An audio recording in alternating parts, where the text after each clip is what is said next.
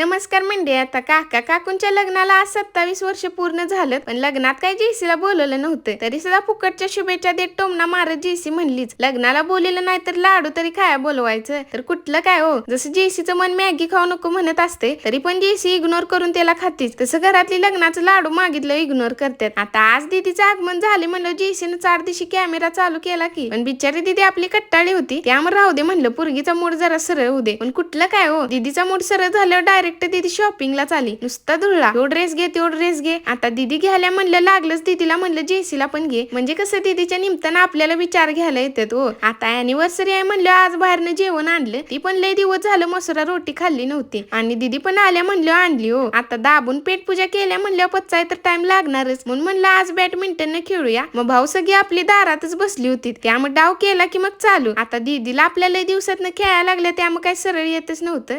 परत मग खेळायला लागली, आणि आम्ही खेळताना बघून पप्पा बी खेळायला आले. खरं ती तिकडे चालू आहे, आणि ह्यांचं काय इकडे जेसीचा कॅमेरा घेऊन वेगळंच चालू होतं. परत मग भाऊ आपला खेळायला गेलो, आणि काय वेगळंच डायरेक्ट बॅडमिंटन खेळताना मधला कोंबडा उभा होता. आता काय वरडायचं, पण तरी सुद्धा जेसी त्याच्यातनं दाबून खेळल्यामुळे खाल्लेलं सगळं पचलं हो. आता काय आमची अशीच मज्जा चालू होती, आणि पुढे बी लय काय काय केली ती मी तुम्हाला उद्याच्या ब्लॉग मध्ये सांगतो. वर तुम्ही लाईक आणि सबस्क्राईबचे बटन दाबून घ्या.